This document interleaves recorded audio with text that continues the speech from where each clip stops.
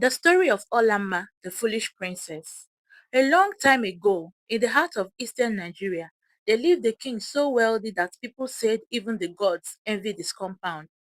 He was the king of Omaka, a wise man whose words were like palm oil, sweet and smooth, binding together every muscle of wisdom. His queen was elegant, his household prosperous, and his only daughter, Princess Olama, was as radiant as the morning sun. Olanma was no ordinary girl. Her skin glowed like the ripe odala fruit.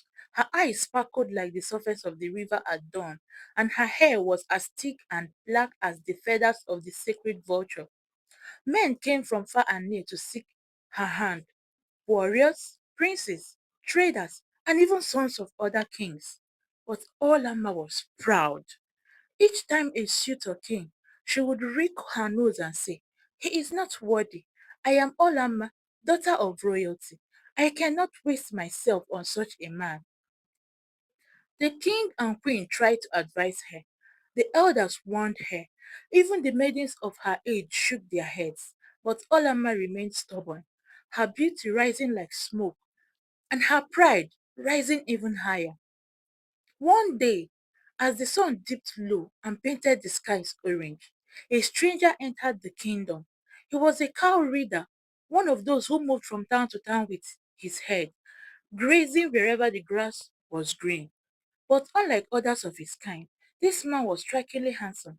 His tall frame stood with quiet strength. His dark skin glistened in the fading light, and his eyes burned with a charm that unsettled and enticed at once. Though his wrapper was simple and his staff plain, there was an air of mystery about him that made every maiden pause and look twice. When Olama saw him leading his cattle across the village square, she felt a strange pull in her heart. "Who is that man?" she asked her maidens. They laughed. "He's nobody, princess, just a cow reader. He is not even our people." But Olama could not remove him from her mind. That night she dreamed of him. By morning, she shocked everyone by announcing, "I will marry the stranger." The palace was thrown into confusion. The king pleaded, "Olama, you have rejected men of wealth, men of honor, men who could protect you. How could you choose a man whose name no one even knows?" But Olama stamped her feet. "It is him or no one."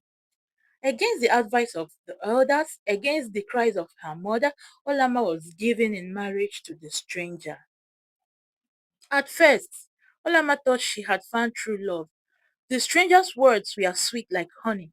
He whispered promises of kingdoms beyond the horizon, of treasures hidden in the belly of the earth. She followed him, smiling, her head high, certain she had made the best choice.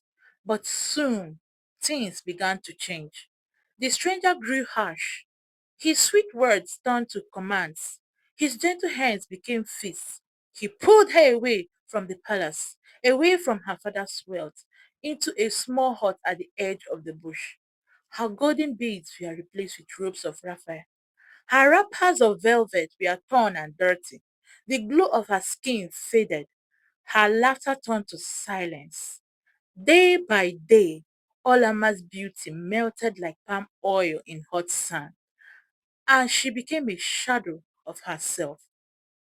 She thought she had seen it all, but no, this was just the beginning of her woes.